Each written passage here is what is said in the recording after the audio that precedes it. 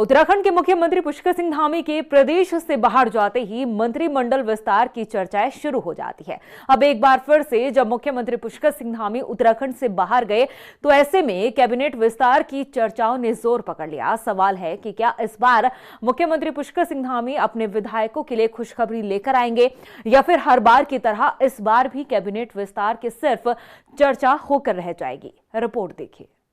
CM Dhami आएंगे, खुशखबरी लाएंगे, कैबिनेट विस्तार को हरी झंडी दिखाएंगे, विधायकों की खुलेगी किस्मत, किसे मिलेगा मंत्री पद।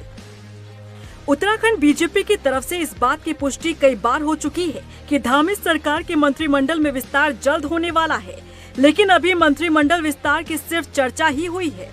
बिहार चुनाव के बाद अब उम्मीद है कि जल्द ही मुख्यमंत्री धामी अपने मंत्रिमंडल विस्तार की चर्चाओं पर पूर्ण विराम लगाएंगे।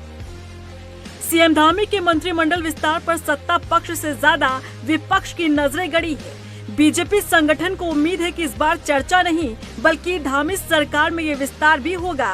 बीजेपी विधायक विनोद चमोली ने कहा कि धामी सरकार में मंत्रियों की संख्या भले ही कम हो, लेकिन सभी मंत्री अनुभवी हैं। लगभग आधा मंत्रिमंडल हमारे पास है, उसके बाद भी हम बेहतर सरकार चला रहे हैं। तो भाजपा के विधायकों की योग्यता पर प्रश्न नहीं खड़ा किया जा सकता।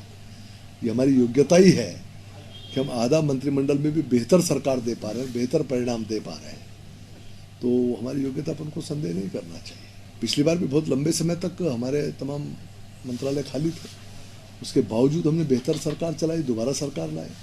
आज भी अगर मान लीजिए कुछ मंत्रालय खाली है लेकिन सरकार बेहतर चल रही है तो उसमें दिक्कत किसको है भाई? तो हमारे इंटरनल विषय है कि हम सरकार में मंत्रिमंडल विस्तार करते हैं नहीं करते। कांग्रेस को क्या लेना इस बात से? वहीं कांग्रेस की माने तो बीजेपी नेता भले ही दावा कर ले, लेकिन मंत्रिमंडल विस्तार की गुत्थी कभी सुलझने वाली नहीं है।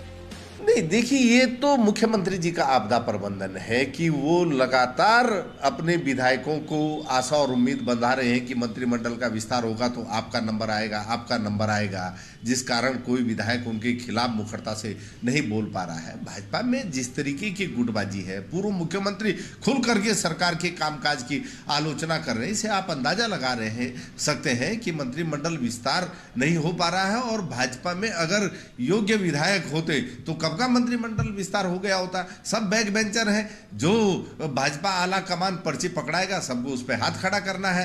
प्रदेश को चलाने की क्षमता भाजपा के विधायकों में नहीं है।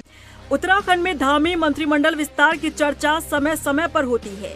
जब जब मुख्यमंत्री धामी उत्तराखंड से बाहर जाते हैं तब तब प्रदेश में मंत्रिमंडल विस्तार की हवा तेज हुई है, लेकिन अभी तक कैबिनेट विस्तार न होना कई सवाल भी खड़े करता है और सत्ता पक्ष विपक्ष के निशाने पर भी आता है।